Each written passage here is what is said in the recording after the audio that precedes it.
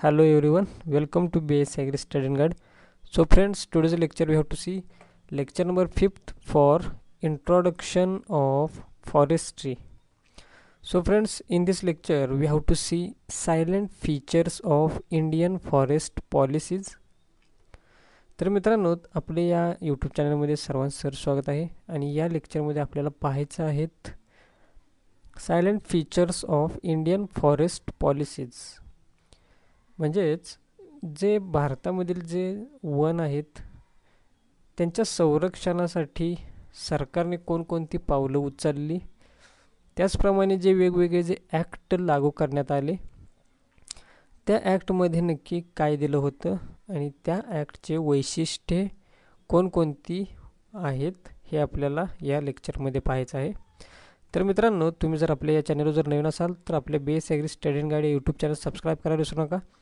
त्याचप्रमाणे तुम्ही Telegram group आणि व्हॉट्सअप ग्रुप ही जॉईन करू शकता. त्यासाठी सर्वांची लिंक या व्हिडिओच्या डिस्क्रिप्शन बॉक्समध्ये दिलेली आहे. तर मित्रांनो, तुम्हाला जर व्हॉट्सअप ग्रुप जॉईन करायचा असेल तर टेलिग्रामवरती मेसेज करा, त्या ठिकाणी तुम्हाला लिंक मिळून जाईल. तर मित्रांनो, पहिल्यांदा आपल्याला पाहायचं आहे जे फीचर्स आहेत फॉरेस्ट ॲक्टचे. Silent features of Indian forest policies. So let's see about features of Indian forests. तर मित्रांनो, जे भारतामधील जे फॉरेस्ट आहेत, वन आहेत, त्यांची वैशिष्ट्ये काय आहेत हे पाहूयात. Let's see about first, large variety of area. Due to different varieties of soil and climate, there are various types of forests. As you know, in India, there is various types of forest because of variations in soil and climate in India. Second is low forest area. In India, about 22% area is under forest. According to modern experts, in hot countries like India, 1/3 portion of total area should be under forests, but area under forest in our country is very low in comparison to other countries of the world. तर आपल्या forest जे आहेत Indian forest, त्याचं वैशिष्ट्य काय आहे की भारतातील फक्त 22% एरिया हा फॉरेस्टच्या अंडर आहे, फॉरेस्ट कवर आहे. तर ज्या मॉडर्न ज्या कन्सेप्ट आहेत किंवा एक्सपर्ट्स आहेत त्यांच्यानुसार एकूण जे क्षेत्रफळ असतील त्याच्या 1/3 जो एरिया असेल तो फॉरेस्टच्या अंडर असावा. मात्र आपल्या ज्या भारतामध्ये फॉरेस्टचं कवर हे खूप कमी आहे बाकीच्या कंट्रींपेक्षा. Next is unequal distribution. The distribution of forests is uneven. On the one side, in Himachal Pradesh, Kerala, Assam, Madhya Pradesh, about 33 area is under forests. In more populated areas like Punjab, only 5% forest area. तर भारतामध्ये कसं आहे, जे distribution आहे forest कवरचं ते देखील unequal आहे, म्हणजे असमान. काही राज्यांमध्ये फॉरेस्टचा एरिया कम्प्लिटली 33% असेल, काही राज्यांमध्ये जास्तच असेल. तर काही जे पॉप्युलेटेड जे एरियाज आहेत, स्टेट्स आहेत ॲज लाईक पंजाब, दिल्ली, यांमध्ये काय असतं, जे फॉरेस्ट एरिया आहे तो अत्यंत कमी आहे आणि तो म्हणजे 5% आहे.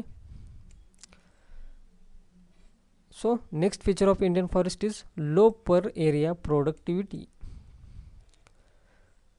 तर लो पर एकर प्रोडक्टिव्हिटी म्हणजे काय आहे. The per acre productivity of forest is low. It is 1/10 of France, 1/21 of Japan and 1/6 of USA. तर भारतामध्ये जे फॉरेस्टचं प्रोडक्टिव्हिटी आहे ते पर एकर ही खूप कमी आहे. आणि जे फ्रान्समध्ये जे फॉरेस्टमधून जे उत्पादन घेतलं जातं त्या उत्पादनापैकी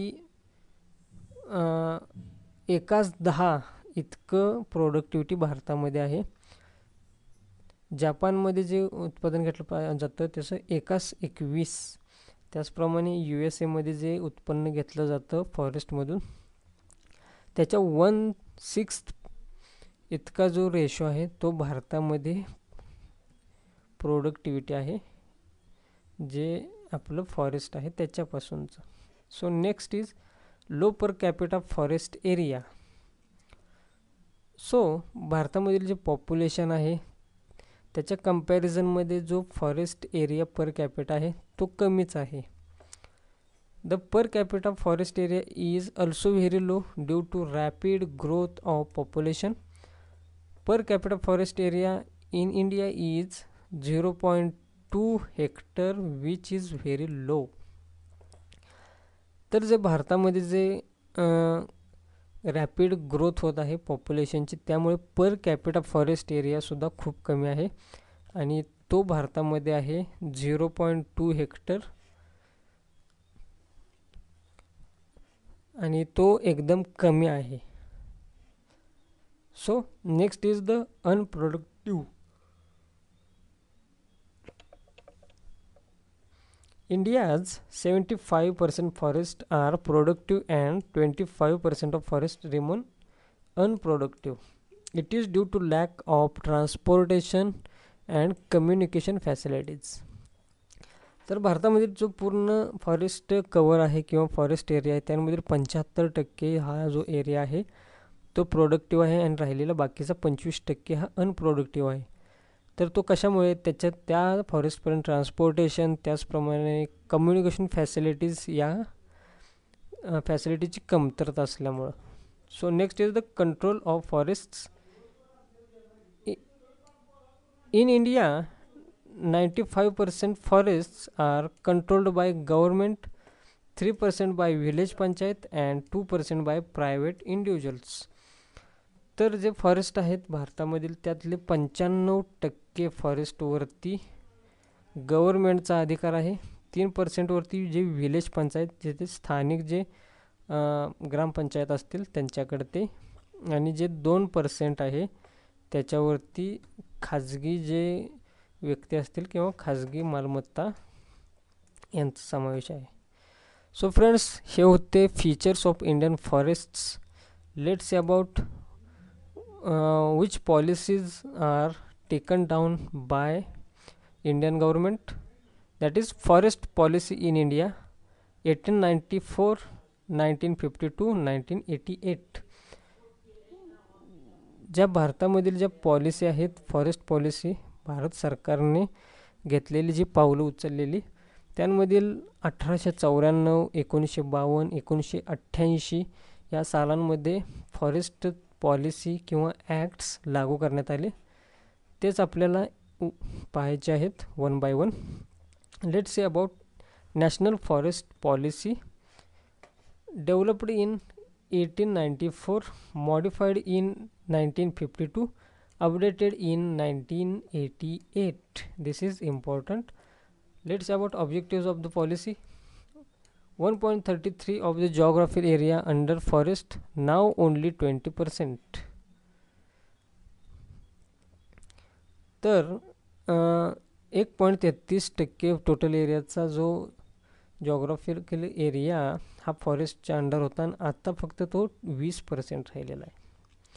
मेंटेन एन्व्हायरमेंटल स्टेबिलिटी. जे पॉलिसीज ज्या घेतल्या आल्या त्यांचे जे ऑब्जेक्टिव्ह आहेत त्यामधील एन्व्हायरमेंटल स्टॅबिलिटी ही मेंटेन करणं हे देखील ऑब्जेक्टिव्ह आहे. Check soil erosion and increase desert land. Next, reduction of floods and droughts. 5th, increase productivity of timber, fuel, fodder, काल नदिया, थिविंगाल. 6th, involve woman to encourage planting trees and stop felling of trees. तर जे national forest policy आहे त्यामधील जो main जो जे ऑब्जेक्टिव्ज असणार आहेत त्यांपैकी पहा की सॉईल इरोजन रोखणं आणि जे डेझर्ट लँड आहेत त्यांच्यामध्ये सुद्धा कमी करणं. त्यानंतर जे फ्लड्स आहेत, पूर असतील, दुष्काळ असतील यांना रोखणं किंवा त्यांचे जे प्रमाण आहे ते कमी करणं, जे प्रोडक्टिव्हिटी आहे आपल्या फॉरेस्टमधील टिंबर फ्यूल किंवा फॉडरसाठीचं त्यांची प्रोडक्टिव्हिटी इन्क्रीज करणं, त्याचप्रमाणे ज्या महिला असतील त्यांना ट्री प्लांटिंगमध्ये इनकरेज करणं, त्याचप्रमाणे त्यांना इन्वॉल्व करणं, त्याचप्रमाणे जे वृक्ष असतील ते तोडण्यापासून किंवा त्यांचं विल्हेवाट करण्यापासून त्यांना रोखणं, हे सर्व जे ऑब्जेक्टिव्ज आहेत त्या पॉलिसीचे जे ऑब्जेक्टिव्ज आहेत. So friends, let's discuss about policy which is taken by Indian government or that time of rurals in 1894. Forest policy of 1894, let's see about it. In 1894, a resolution on forest policy was made for first time, and first forest policy was initiated Government of India, that is in 1976. India's first policy in 1894 sought to provide guidelines towards uniformity in management of government forests over entire country. The policy laid down public benefit as a sole objective of administration of public forest. With reference their primary functions, government owned public forest was classified as follows. तर भारतामध्ये पहिल्यांदा 1894 मध्ये जे forest आहेत त्यांचं management करण्यासाठी जे rules लागले किंवा त्यांचे जे नियम लावले गेले की जेणेकरून फॉरेस्टवरती त्यांना एकाधिकारशाही गाजवता येईल किंवा त्यांचं मॅनेजमेंट करता येईल आणि त्याच्या प्रायमरी फंक्शनवरून गव्हर्नमेंट ओनड आणि पब्लिक ओनड जे फॉरेस्ट आहेत ते क्लासिफाय केले जातात आणि ते 4 प्रकारे केले जातात. पहा, forests the preservation of which was essential on climatic और physical ground which fulfil the benefits of community. तर फर्स्ट आहे ते की अशा प्रकारचे फॉरेस्ट की ज्यामुळे क्लायमेटला आणि आपली जी कम्युनिटी आहेत लोकांना मदत होईल. सेकंड टाईप आहे forest that supply valuable timber for commercial purposes. तर सेकंड टाईप आहे जो व्हॅल्युएबल जे लाकूड असतं ते कमर्शियल पर्पजसाठी सप्लाय करणं. तिसरा टाईप आहे minor forest which produced only inferior timber and fuel wood. जे मायनर फॉरेस्ट आहेत ते फक्त प्रोड्यूस करण्यासाठी यूज केले जातात आणि त्याचा यूज असतो फक्त वरचेवर यूजसाठी आणि लाकूड म्हणजेच त्याचं इंधन म्हणून यूज करण्यासाठी. तर फॉरेस्टचा चौथा प्रकार आहे तो पाश्चर लँड्स. तर पाश्चर लँड्स म्हणजेच जे आपले पाळीव प्राणी आहेत, जे जनावर आहेत त्यांना चरण्यासाठीची कुरणं. Let's see next, the forest policy of 1894 provided the following guidelines. तर 1894ची जी फॉरेस्ट पॉलिसी आहे त्यांनी कोणकोणते नियम सांगितले ते पाहूयात. The sole objective to which management of forest to be directed to promote public benefit. तर याचं पहिलं ऑब्जेक्टिव्ह होतं की फॉरेस्ट अशासाठी मॅनेज करायचे की ते लोकांच्या फायद्यासाठी त्याचा यूज होईल. The preservation of forest involve regulating the rights and restricting to privilege of users in forest area. तर जे फॉरेस्ट आहेत त्यांचं आपण बचत करायचं किंवा त्यांचं संरक्षण करायचं आणि ते कशा प्रकारे करायचं, जे फॉरेस्टमध्ये जे एक्स्ट्रॅक्शन करतात किंवा फॉरेस्टवरती जे अवलंबून आहेत त्यांच्यावरती रेस्ट्रिक्शन घालून हे फॉरेस्टचं प्रिझर्वेशन करणं हे देखील ऑब्जेक्टिव्ह होतं. Forest that yields only inferior timber, fuel wood, fodder और used for grazing should be managed only in interest of people. जे फॉरेस्ट आहेत ते फक्त लाकूड, त्याचप्रमाणे इंधनासाठी किंवा जनावरांसाठी चारा म्हणून किंवा चरण्यासाठी कुरणं म्हणून वापरले जातात. ते लोकांच्या फायद्यासाठीच वापरले जातील असा त्याचा नियम होता. त्याचप्रमाणे चौथा आहे, the maintenance of adequate forest is dictated primarily for preservation of climate and physical conditions of country. जर जे फॉरेस्ट आहेत त्यांचं मेंटेनन्स केलं जातं तर क्लायमेट आणि फिजिकल कंडिशन कंट्रीजच्या सुधारण्यासाठी. तर हे होते ऑब्जेक्टिव्ज 1894 मधील जो इंडियन पॉलिसी फॉरेस्ट पॉलिसी सरकारने दिली होती त्या पॉलिसीचा. Let's about next forest policy, that is Indian forest policy in 1952.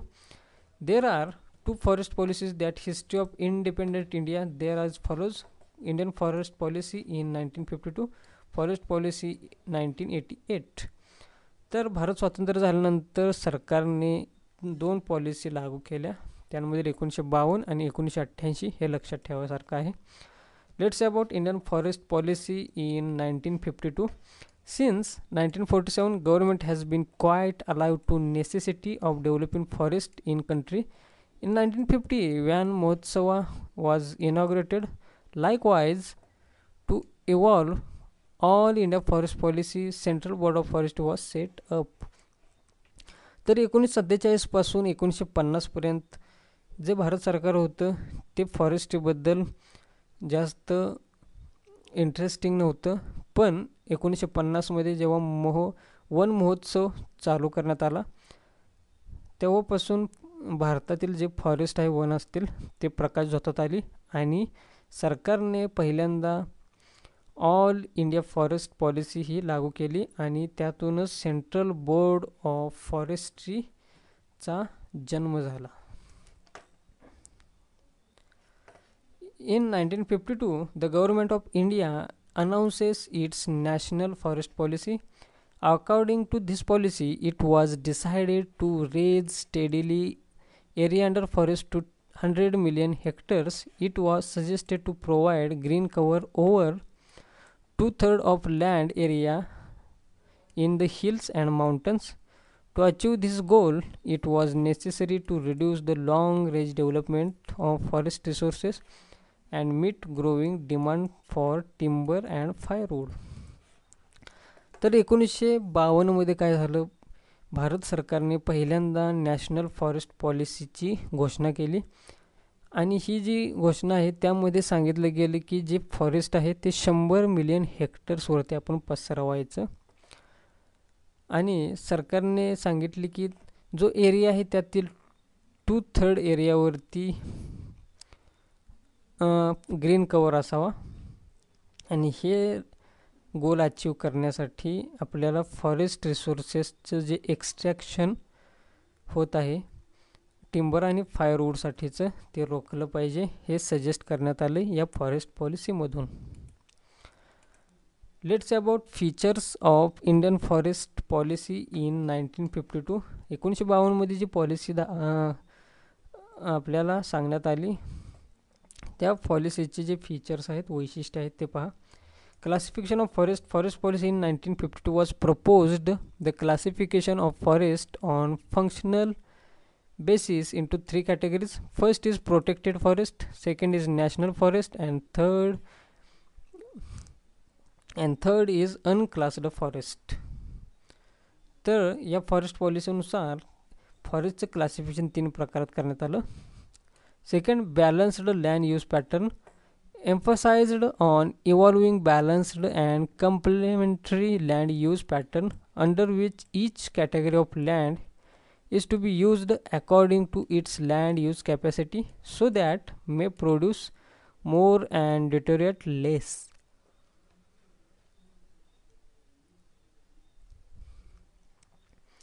तर या फॉरेस्ट पॉलिसीनुसार काय सांगितलं की जे लँड आहे फॉरेस्टमधील ते बॅलन्स आणि कॉम्प्लिमेंटरी यूज झाला पाहिजे की जेणेकरून त्याच्यामधून जे प्रोडक्शन आहे ते जास्त व्हायला पाहिजे आणि त्या फॉरेस्टची जी धूप आहे किंवा त्याचं जे फॉरेस्टचं जे नुकसान आहे ते कमी होण्यासाठी आवश्यक आहे. Third is the establishment of tree lands. It emphasised on establishment of tree lands so that physical and climatic conditions may be improved, which in turn promote the general well-being of inhabitants of the country. तर या forest पॉलिसीमध्ये जे tree lands आहेत की जे वृक्ष लागवड करण्यासाठी जास्त भर देण्यात आला की ते पुढे जाऊन आपल्याच कंट्रीमधील जे हॅबिटॅट आहेत म्हणजेच मानववस्ती आहेत त्यांच्या फायद्याचं होईल. Next, indiscriminate extension of arable land.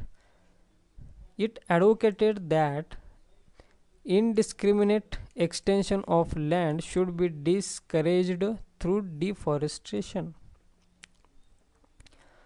It is because it not only deprives the local population of wood, grass, etc., but side by side deprives the land of its natural defense.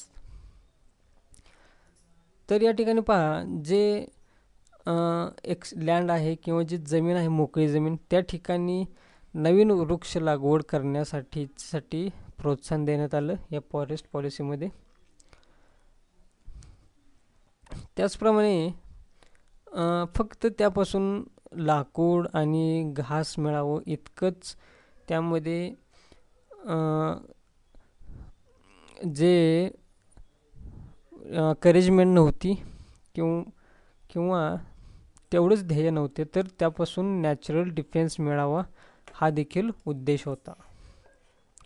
Next is principle of progressive yield. It laid down that forest should be maintained by principle of progressively increasing the highest sustained yield in order to meet requirements of defense, communication and industry.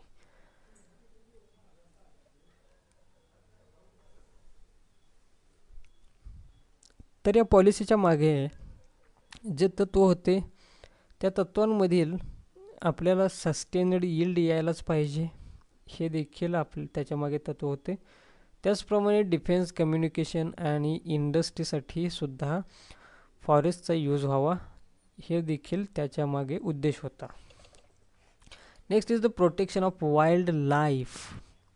The forest policy also evoked on the need for affording protection of wildlife by its proper management for scientific study and for recreational purposes.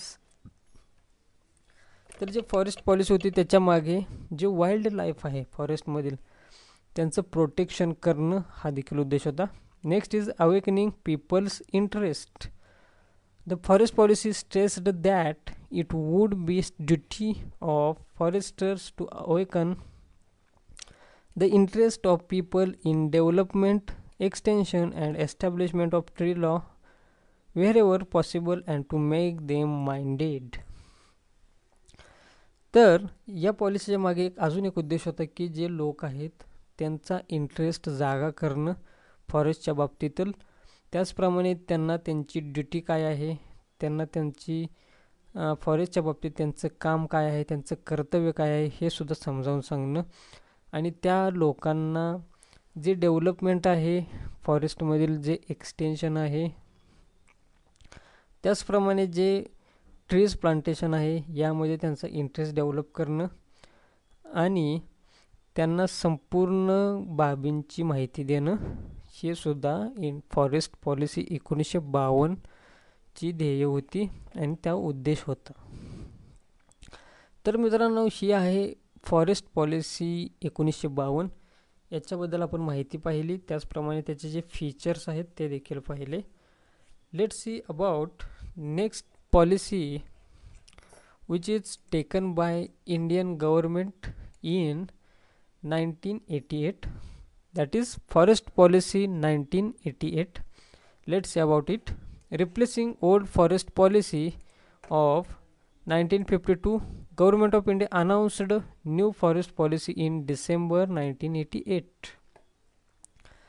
तर जुनी जी policy होती 1952मधील, त्या पॉलिसीला replace करून भारत सरकारने नवीन forest policy अंमलात आणायला सुरुवात केली, की जी डिसेंबर 1988मध्ये घोषित झाली होती. According to forest policy resolution 1988, forest cover of country should be not less than 33% of total geographical area. तर ह्या पॉलिसीनुसार काय सांगण्यात आलं, जे संपूर्ण जो एरिया असेल एखाद्या स्टेटमधील किंवा देशातील, तो एकूण एरियाच्या 33% मिनिमम असावा. म्हणजेच एखाद्या जर राज्यामध्ये 100 हेक्टर जर जमीन असेल, तर त्यामधील 33 हेक्टर जमीन ही फॉरेस्ट कव्हरच्या अंडर असावी. तर त्यामध्ये माउंटन्स येतील, हिल्स येतील, जे संपूर्ण जे एरिया असेल तो येत राहील. So next is the main points of forest policy of 1988 are protection, conservation and development of forest. तर फॉरेस्ट पॉलिसी 1988मधील जे मेन पॉईंट्स आहेत त्यामध्ये first is the protection, second conservation, and third is development of forests. Okay, that is forest policy 1988. Let's discuss about features of forest policy 1988. तर या 1988 मध्ये जे forest policy आली त्याचे जे उद्दिष्ट किंवा वैशिष्ट्य आहेत त्यामधील फर्स्ट आहे role of tribals eri forests. The new forest policy aimed at recognizing the natural relationship between the tribal people and forests. It seeks to ensure the communities living in and around forest area should be positioned to get their domestic requirements of fuel, wood and fodder. तर जे आदिवासी समाज जो राहत होता फॉरेस्टमध्ये, त्यांच्यामधील व फॉरेस्टमधील जे रिलेशन आहे ते ओळखणं आणि जे आदिवासी जे फॉरेस्ट आहेत त्यांच्यामध्ये सुसंगतपणा आणणं हे या पॉलिसीचं उद्दिष्ट होतं.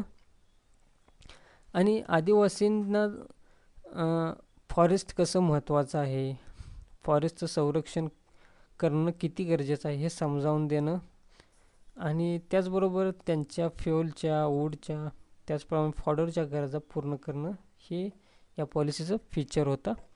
So next is the target for green cover. तर नेक्स्ट फीचर आहे जे ग्रीन कवर असणार आहे फॉरेस्टमधील ते पुनर्निर्माण करणं. The forest policy of 1998 dictates that green cover should be extended to more than 2/3 of land area of million hectares and the total area should be raised to 100 million hectares. तर जो forest area असेल की ज्या ठिकाणी वृक्ष नसतील तर त्या ठिकाणी ग्रीन कवर डेव्हलप करणं हे देखील त्या पॉलिसीचं टार्गेट होतं. Next is the discouraging forest based industries. तर ज्या इंडस्ट्री फॉरेस्टवरती अवलंबून आहेत त्या इंडस्ट्रीला डिस्करेज करणं. No forest-based enterprises would be permitted to establish in future unless the project have been cleared after through assessment of availability of raw material from the forest. तर Indian forest policy in 1988 याचं एक वैशिष्ट्य असे देखील आहे की या पॉलिसीने काय केलं, ज्या फॉरेस्ट बेस्ड इंडस्ट्रीज आहेत त्यांना डिस्करेज केलं. म्हणजेच एखाद्याचं पाय ओढणे पहा. नेक्स्ट फीचर आहे विड्रॉईंग the system of private forest contracts. हे देखील त्या फॉरेस्ट पॉलिसीचं वैशिष्ट्यच आहे. बाय द वे हा एक ड्रॉबॅक आहे. तर जे फॉरेस्ट होतं ते फॉरेस्ट प्रायव्हेट पार्टनर्स किंवा प्रायव्हेट जे फर्म्स असतील त्यांना कॉन्ट्रॅक्टवरती कॉन्ट्रॅक्टर या बेसवरती त्यांना यूज करण्यासाठी दिलं जायचं. ते पूर्णपणे बंद केलं या 1988च्या पॉलिसीनं. This policy also stresses upon need to distribute the minor forest products through state run depots. तर या पॉलिसीने काय केलं, सर्व जे फॉरेस्टवरती अवलंबून असलेले जे कॉन्ट्रॅक्ट फार्मिंग असेल किंवा एखाद्या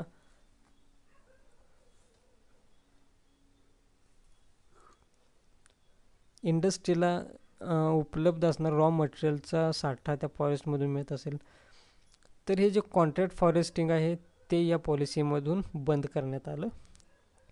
next feature is restriction on diversion of forest lands.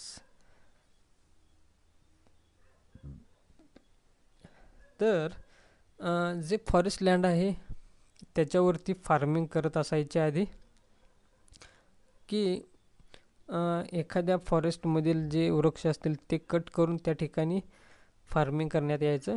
आणि या पॉलिसीमधून काय करण्यात आलं पहा, the policy suggest that restriction should be imposed on diversion of forest land and due application of forest land for non forest uses.